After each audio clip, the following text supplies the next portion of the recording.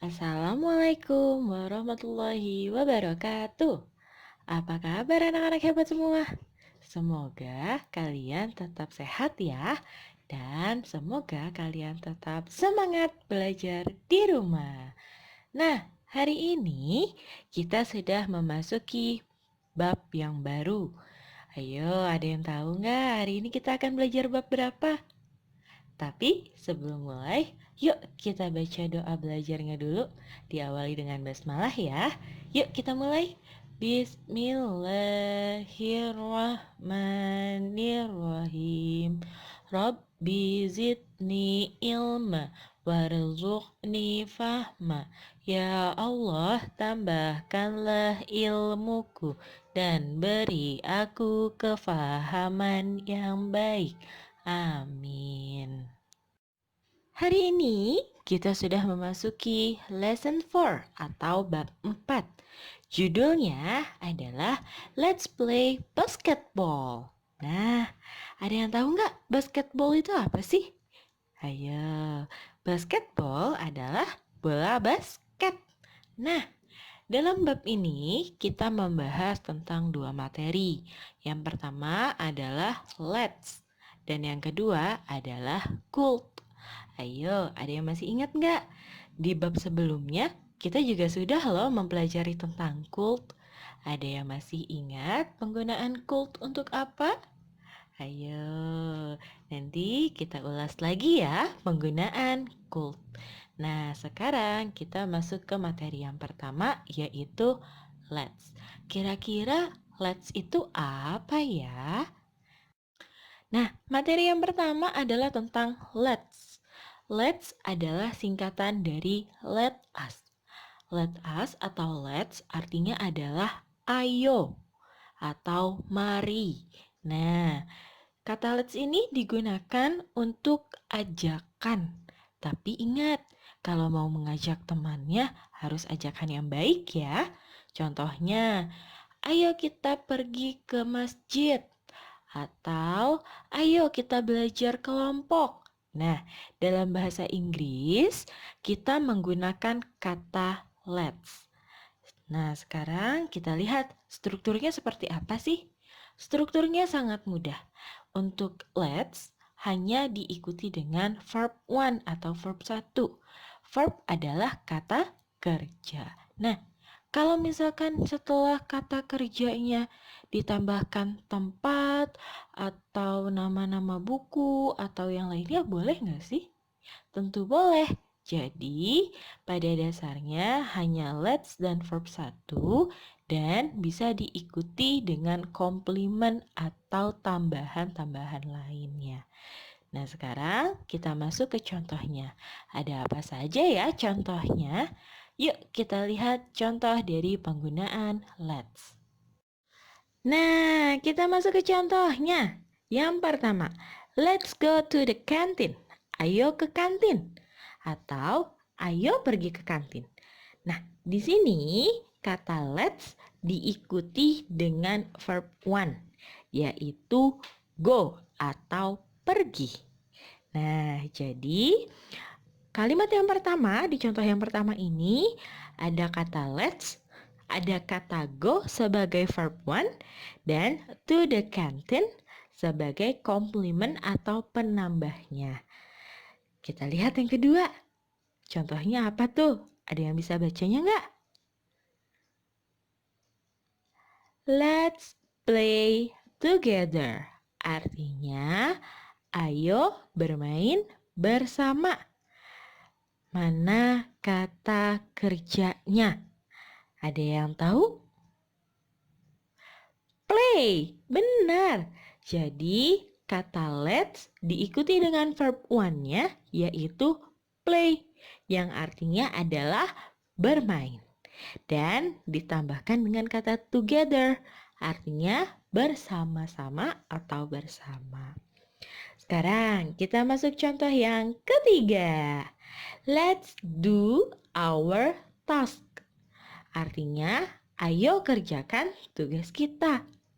Nah, ada yang tahu nggak verb one-nya yang mana sih? Betul, verb one-nya adalah kata do. Artinya kerjakan atau mengerjakan. Jadi, di kalimat yang ketiga ini, let's do our task. Let's ditambah dengan verb one yaitu do yang artinya mengerjakan. Dan ada tambahannya our task, tugas kita. Jadi kalimat yang ketiga, let's do our task. Contoh yang keempat, let's see this movie. Artinya, ayo tonton film ini. Nah, ada yang tahu lagi nggak? Yang mana sih verb one-nya? Hebat, excellent. Verb one-nya adalah see, artinya melihat. Tapi kok di kalimat yang itu artinya tonton ya? Ada yang tahu kenapa? Karena yang mau dilihat adalah film, this movie. Maka kata see bisa diartikan juga sebagai tonton atau menonton. Jadi di kalimat yang keempat, let's see this movie artinya ayo tonton film ini. Nah, tadi sudah diberikan contoh tentang bagaimana penggunaan kata let's dan diikuti dengan verb one atau kata kerja. Nah, sekarang coba kalian buat masing-masing satu kalimat menggunakan kata let's dengan verbnya yang pertama, have. Yang kedua, go to. Yang ketiga, do. Yang keempat, see. Coba kalian kerjakan ya. Kita lanjut. Yang selanjutnya ada could and couldn't. Nah, di pertemuan sebelumnya, di bab sebelumnya, kita sudah pernah mempelajari tentang could. Could itu kita gunakan untuk meminta tolong atau meminta bantuan. Tapi biasanya digunakan ketika kita meminta bantuan kepada orang yang lebih tua. Maka could di sini adalah ungkapan polite request atau permintaan yang sopan. Nah, could for polite request strukturnya ada yang masih ingat nggak?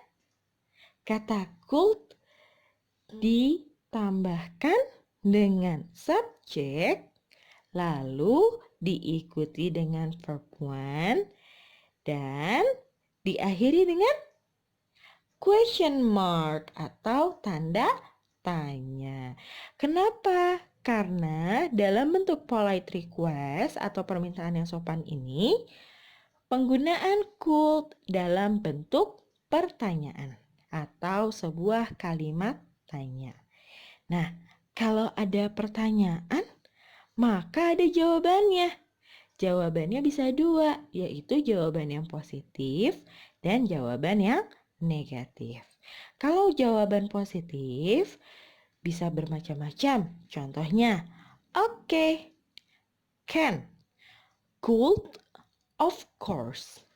Nah, sedangkan untuk jawaban yang negatifnya bisa couldn't. Couldn't itu artinya adalah tidak bisa. Singkatan dari could not. Nah, yang selanjutnya ada can't atau singkatan dari cannot. Dan biasanya ketika ada pertanyaan yang diawali dengan could dan kita tidak bisa melakukan hal tersebut, bisa diucapkan sorry. Artinya adalah maaf.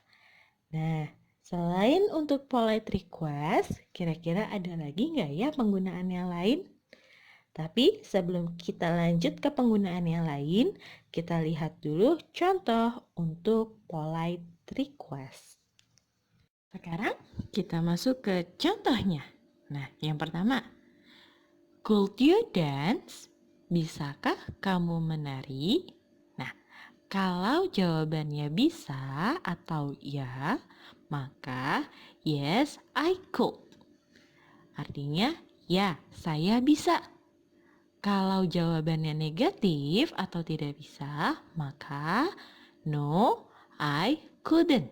Artinya, tidak, saya tidak bisa. Coba diikuti ya. Could you dance? Yes, I could. No, I couldn't. Nah, sekarang kita masuk ke contoh yang kedua. Could we play basketball? Artinya, bisakah kita bermain bola basket? Jawaban positifnya, okay, we can play basketball. Artinya, baik, kita bisa bermain bola basket. Jawaban negatifnya, sorry, we can't play basketball. Maaf, kita tidak bisa bermain bola basket. Oke, diikuti lagi ya setelah Bu Hikmah. Could we play basketball? Okay, we can play basketball. Sorry, we can't play basketball. Good job. Nah, sekarang kita masuk ke materi yang selanjutnya. Tadi kan di awal kita sudah membahas kalau could bisa digunakan untuk polite request. Selain itu, ada apa lagi ya? Nah, selain sebagai polite request atau permintaan yang sopan, could digunakan untuk mengungkapkan ability atau sebuah kemampuan. Atau bisa juga digunakan sebagai possibility atau kemungkinan. Jadi, tadi selain polite request dalam bentuk pertanyaan, bisa digunakan untuk mengungkapkan ability dan possibility. Nah, untuk mengungkapkan ability dan possibility, dibuatnya dalam bentuk pernyataan atau sebuah kalimat statement. Nah, kalimatnya itu bisa dalam kalimat positif ataupun kalimat negatif. Strukturnya seperti apa? Sebenarnya untuk struktur antara positif dengan negatif hampir sama. Hanya perbedaan di penggunaan could atau couldn't. Nah, kita lihat untuk strukturnya selalu diawali dengan subject. Lalu, kalau positive sentence atau kalimat yang positif diikuti dengan kata could, lalu verb one, dan diakhiri dengan complement. Complement itu adalah tambahan-tambahan kalimat atau kata. Contohnya seperti apa?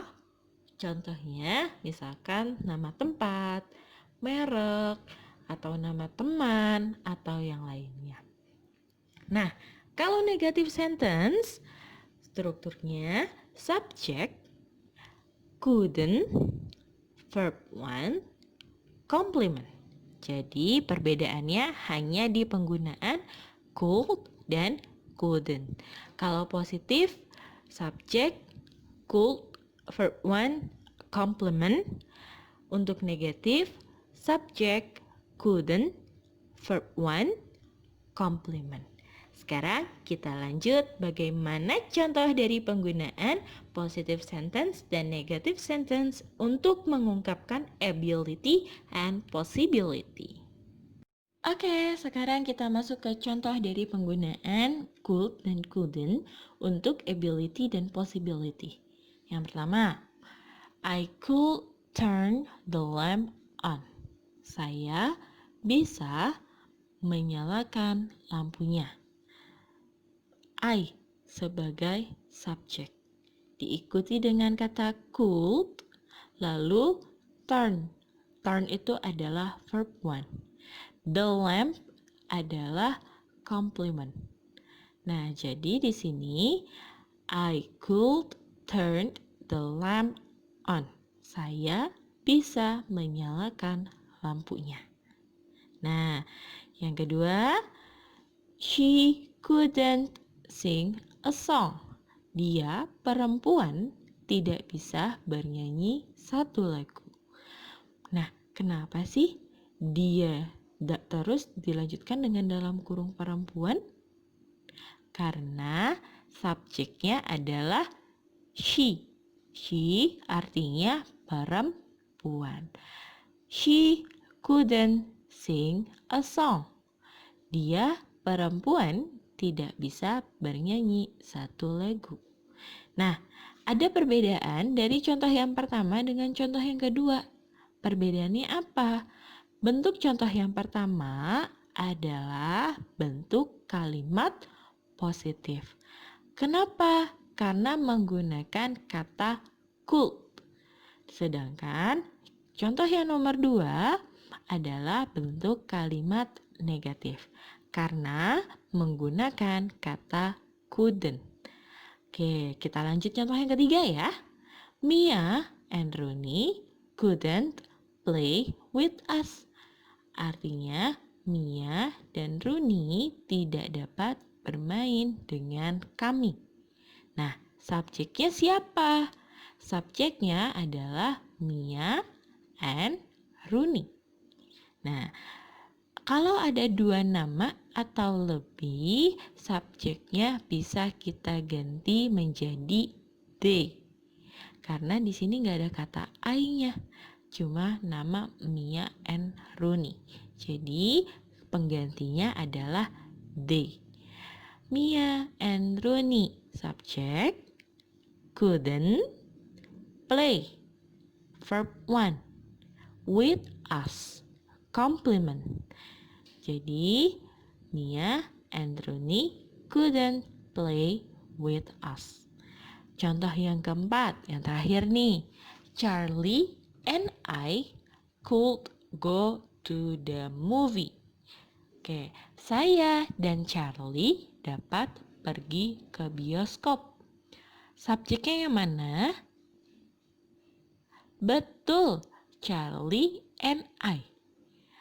Could, lalu dilanjutkan dengan betul, dengan verb 1, yaitu go to.